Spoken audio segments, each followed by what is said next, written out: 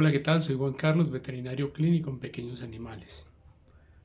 Soy cardiólogo, intensivista e internista y especialista en especies silvestres, medicina de especies silvestres. Este es un tema muy interesante para todos los médicos veterinarios y se llama ¿qué hacer en la primera hora del paciente con compromiso neurológico o neurocrítico?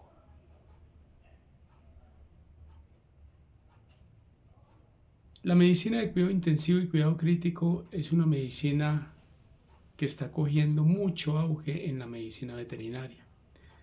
Lastimosamente, en los congresos y seminarios no tenemos ponentes que nos hablen sobre este tema.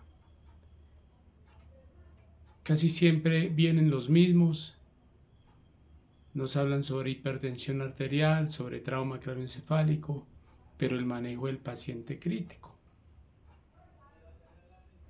Podemos conocer mucho sobre enfermedades, mucho sobre pancreatitis, sobre parvovirosis, sobre moquillo, sobre un sinnúmero de patologías en los animales domésticos y en otro tipo de animales. Pero cuando el paciente se nos complica, o se nos muere el paciente o termina en eutanasia. Es muy importante que los congresos médicos veterinarios tengan en cuenta a conferenciantes que nos puedan hablar sobre cuidado crítico, porque ahí es donde se nos muere el paciente, o por muchos termina eutanasiado y se hace la más fácil. ¿Qué hacer en la primera hora del paciente neurocrítico?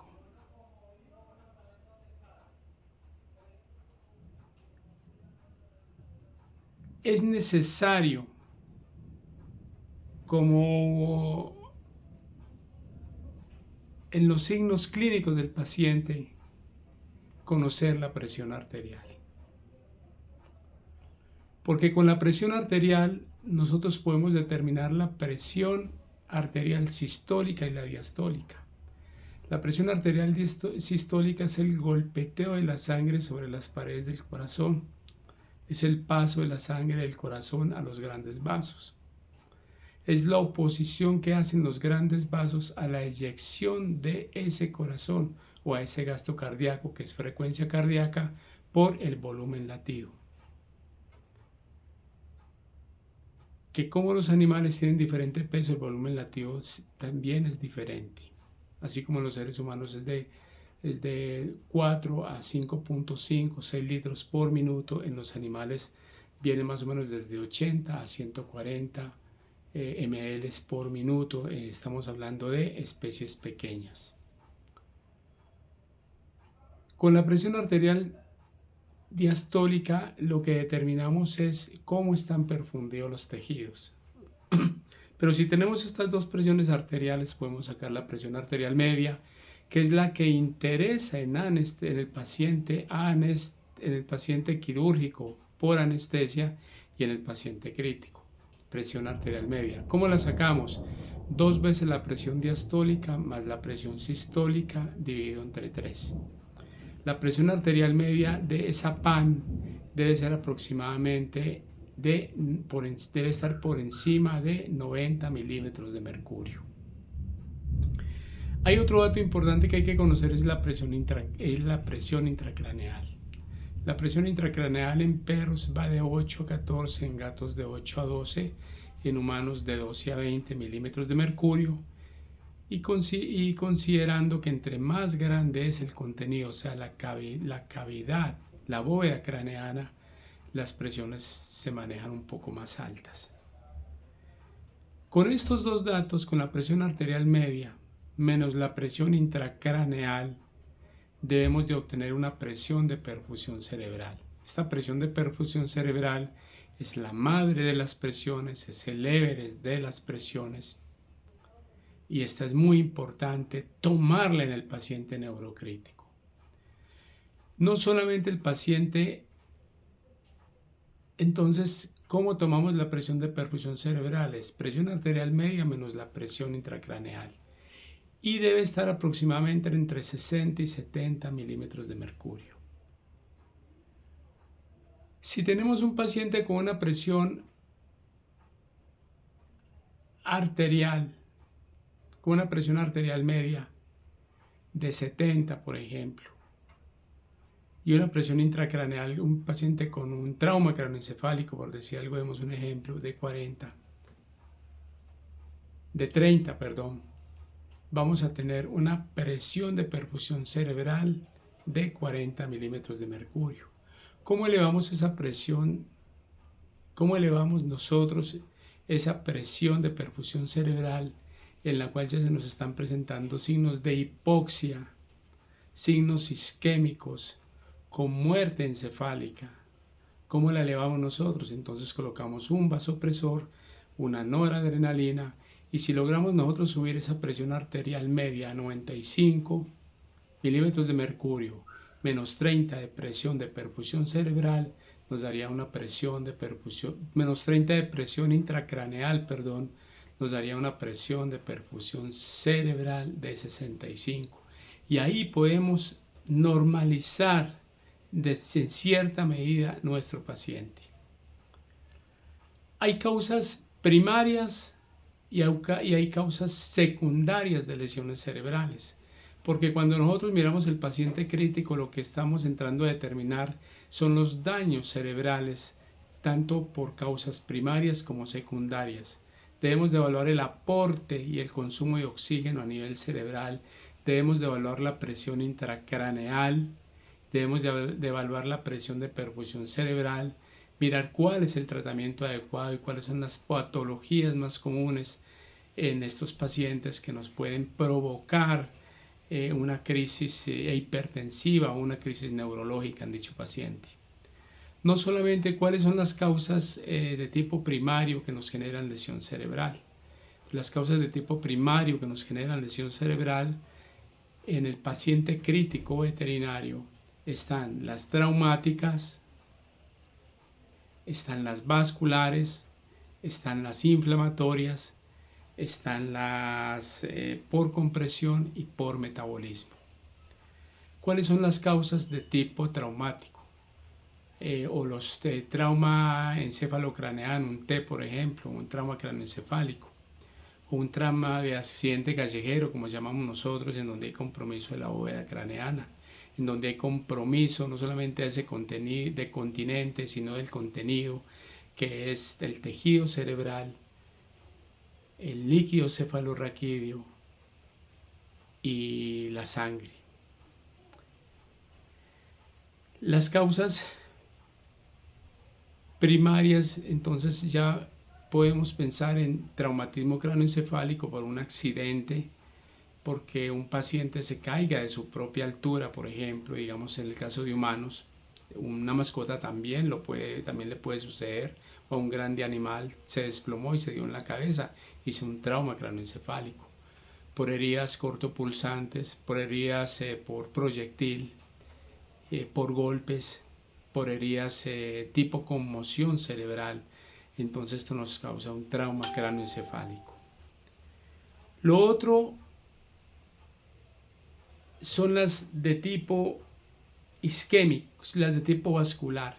En las de tipo vascular están las isquémicas, en donde hay trombos, en donde hay trombosis de arterias cerebrales, porque sobre todo embolias cerebrales, en donde coágulos que obstruyen in situ generan trombos que obstruyen a distancia y muchas veces causan lesiones y obstrucciones a nivel de arteria basilar media en el cerebro y causan severas hemorragias con presentación hipodensa a nivel cerebral en la tomografía, y el paciente termina muchas veces falleciendo. Aquí no estamos hablando de morbilidad. En el paciente neurocrítico se habla más de mortalidad, colegas.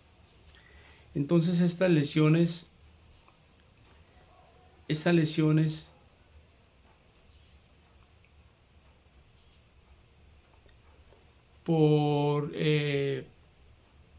son las sistémicas de tipo vascular, y hay otras.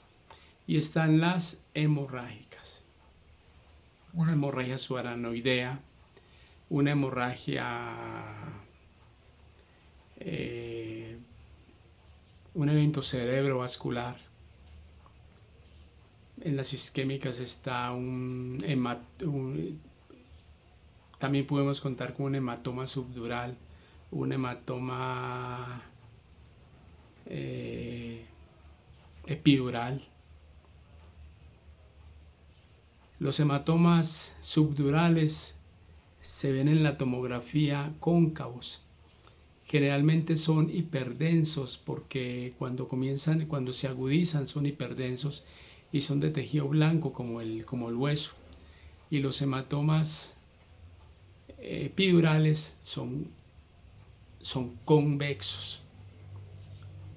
Los subdurales cóncavos, los epidurales convexos.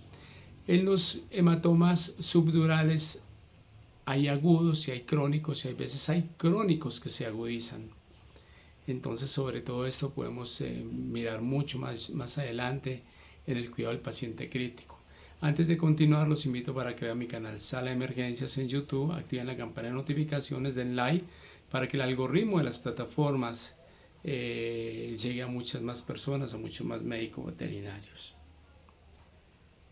Están las otras lesiones que son inflamatorias, como las neuroinfecciones, las meningoencefalitis, las encefalitis, un absceso cerebral, por ejemplo.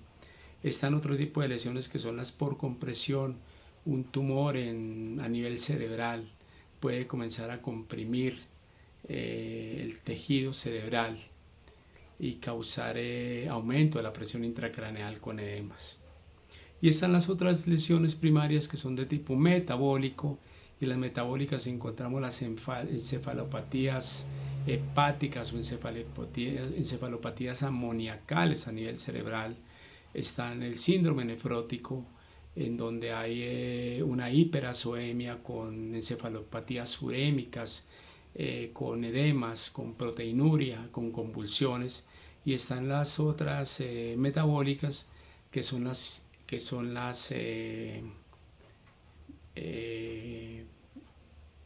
hiperglucemias, los desórdenes hiperosmolares, en donde hay compromiso de tipo neurológico en el paciente, muchas veces con convulsiones.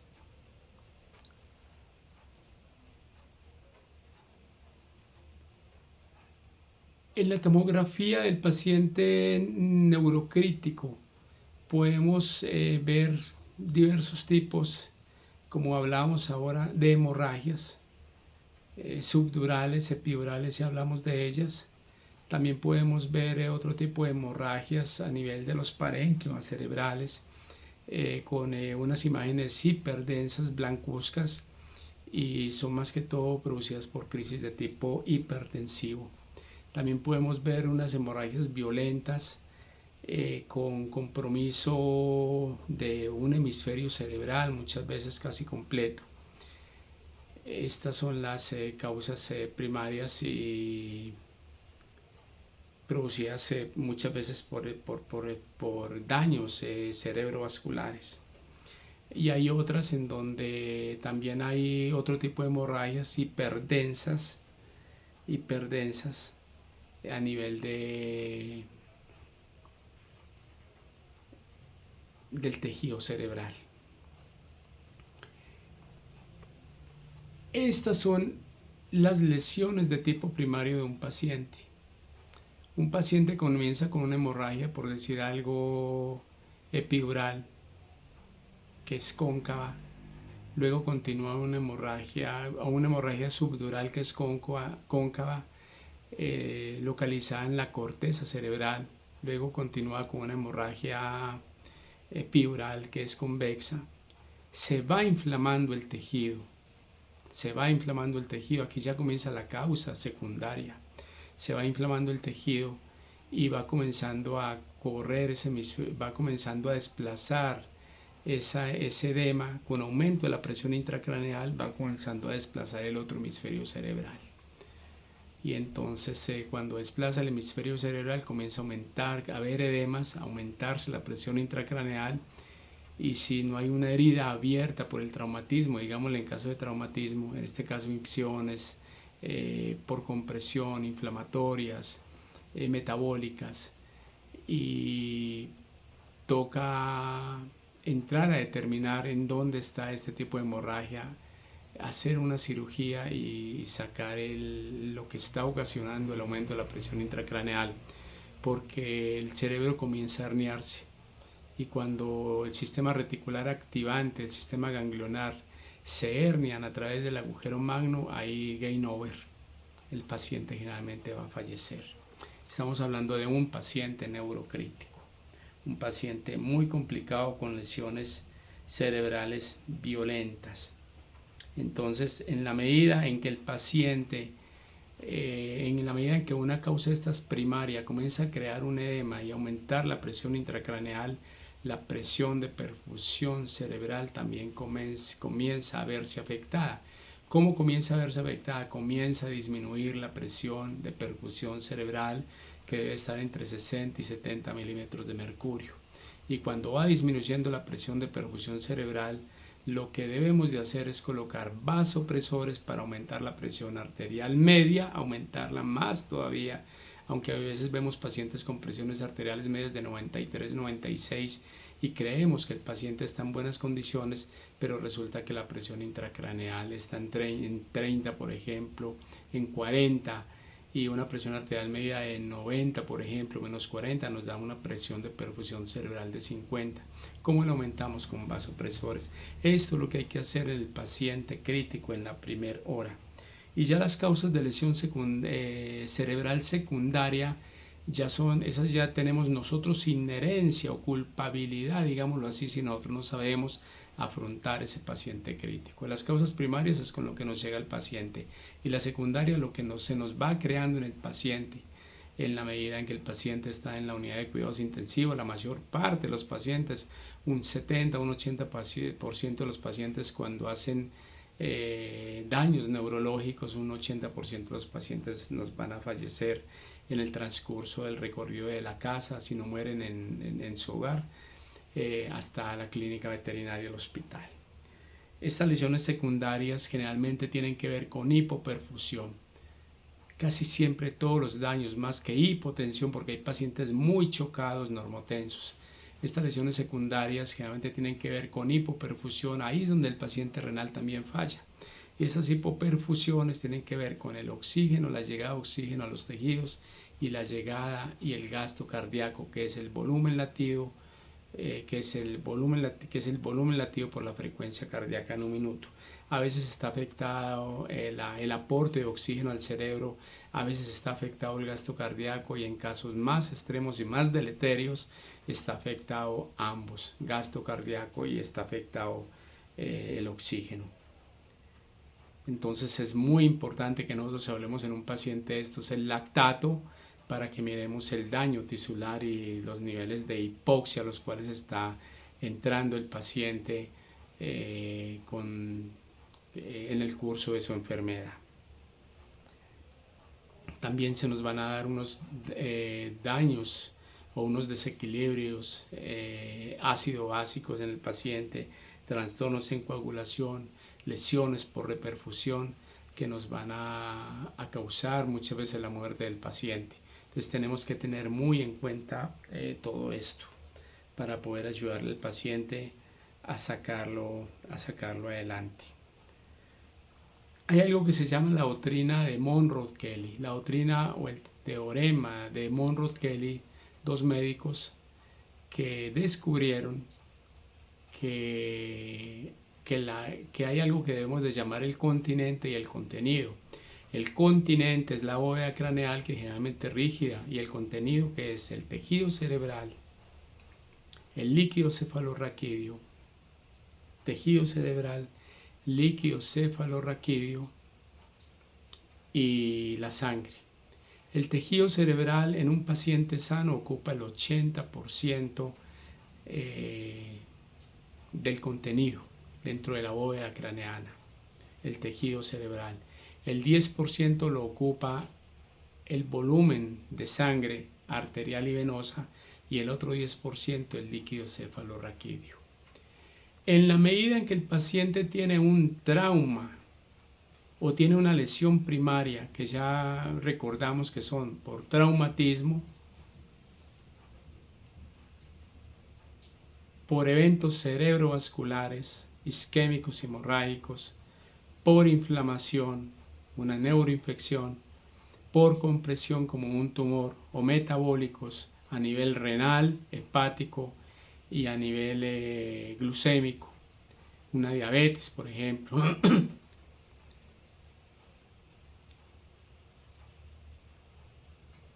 Una hiperglucemia le pega una patada al endotelio. Eso hace la hiperglucemia, le pega una patada al endotelio, aumenta los niveles de ácido úrico, disminuye los niveles de óxido nítrico, crea una hipertensión, crea trombosis. Los factores de coagulación se ven afectados y crea microangiopatías a nivel de muchos órganos, sobre todo a nivel cerebral, causando daños. En la medida en que el paciente con la lesión primaria va haciendo lesiones de tipo secundario, este paciente, en esa medida, el tejido cerebral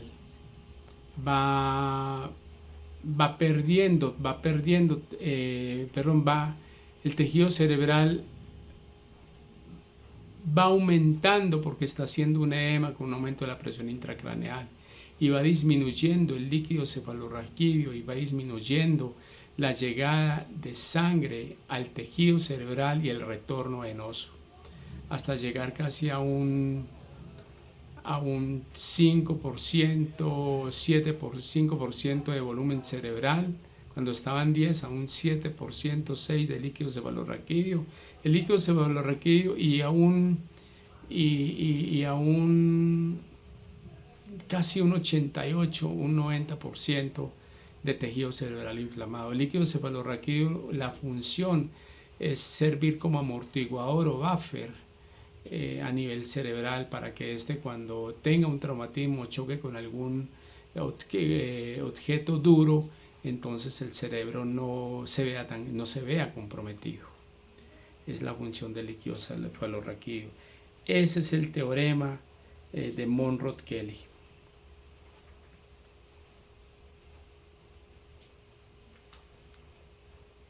Entonces, ya habíamos hablado que la presión de perfusión cerebral es la sustituta del flujo sanguíneo cerebral. Entonces se requiere medición de la presión intracraneal, de la presión arterial media. O sea, la presión de perfusión cerebral equivale a presión arterial media menos presión intracraneal. La presión de perfusión cerebral normal, debe estar entre 60 y 100 milímetros de mercurio, pero los puristas tratamos de mantenerla entre 60 y 70, porque si la presión intracraneal está baja, causa isquemias, y si está alta también causa lesiones. Entonces siempre hay que tratar de cuidar esto.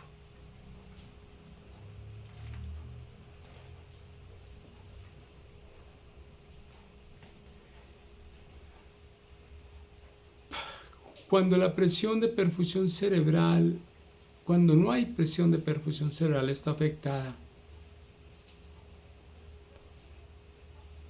el paciente entra en coma. Los reflejos cerebrales están ausentes y el paciente entra en apnea. Esto es cuando hay muerte del tejido cerebral y hay muerte del encéfalo. Ya habíamos hablado de que cuando el cerebro se trata de herniar, sobre todo sobre el sistema reticular activante y el sistema ganglionar, a través del tentorio magno, agujero magno, el paciente, lo que yo hablaba ahora, el paciente entra en algo que se llama game over, y ese game over no es más que la muerte del paciente.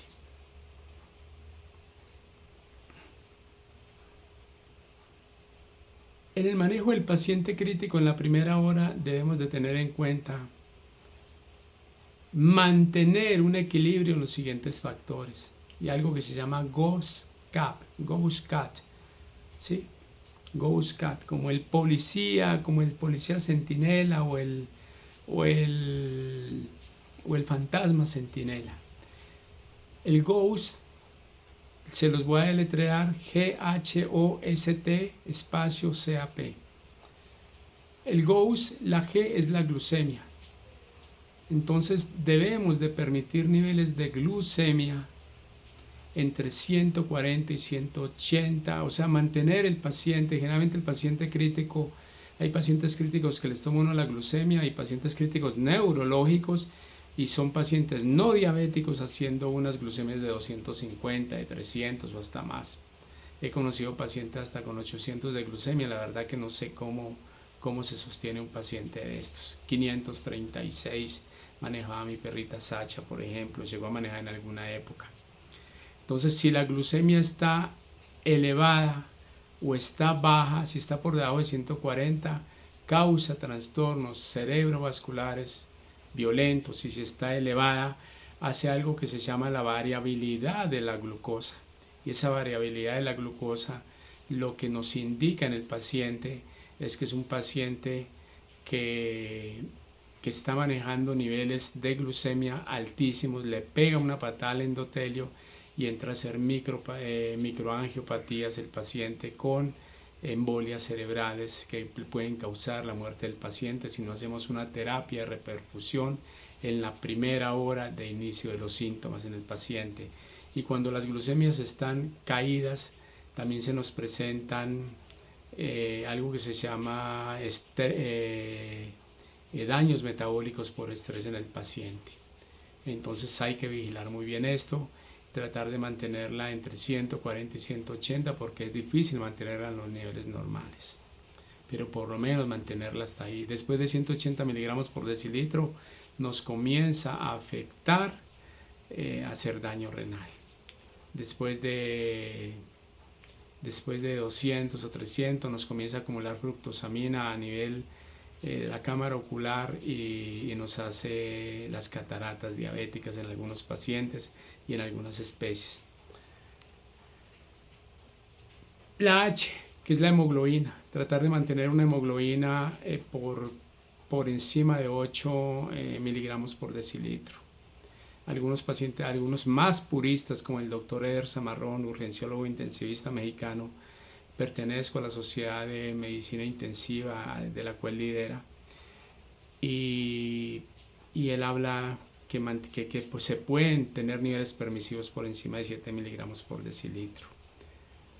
La O, que es el oxígeno. En el oxígeno debemos de tener oxígenos permitidos entre 94 y 98. El paciente neurocrítico debemos de mantenerlo entre 97 y 98 de saturación de oxígeno. La presión arterial de oxígeno aproximadamente mantenerla entre 80 y 120. GHOS, el sodio. Algunos colegas intensivistas hablan de entre 135 y 155 miliequivalentes por litro para mantener un volumen a nivel un volumen cerebral, pero a veces es mejor conservarla entre 145 y 155 miliequivalentes por litro. La T, la temperatura. Mantener un paciente normopirético en lo mayor parte de lo posible. En humanos mantenerlo por debajo de 38, en perros y gatos mantenerla por debajo de 39. El CAP significa confort, y es mantener un paciente en no preexcitación, evitar la excitación cerebral, evitar las convulsiones, evitar el dolor, un área cómoda para él, mantener la cabeza del paciente levantada junto con su espalda a 45 grados para evitar que siga aumentando la presión intracerebral, y manejar algunos fármacos como Propofol de 1 a 2 miligramos, de 1 a 3 miligramos por kilo, lidocaína 1 miligramo por kilo, hidrocloruro de roncuronio de 1 a 1.2 miligramos por kilo. el paciente, mirar los niveles de gasglo del paciente. Cuando el paciente está con un gasglo por debajo de 8, es mejor entrar a intubar el paciente y colocar oxígeno en un paciente de estos. Oxígeno por tubo endotraqueal. En los demás pacientes podemos colocar mascarillas nasales, torres de oxígeno de alto flujo, etc.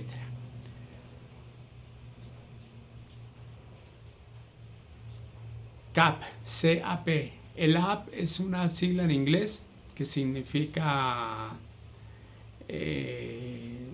cómo debe estar la presión arterial media. La presión arterial media en un paciente de estos debe estar por encima de 90 milímetros de mercurio y la presión de perfusión cerebral entre 60 y 70.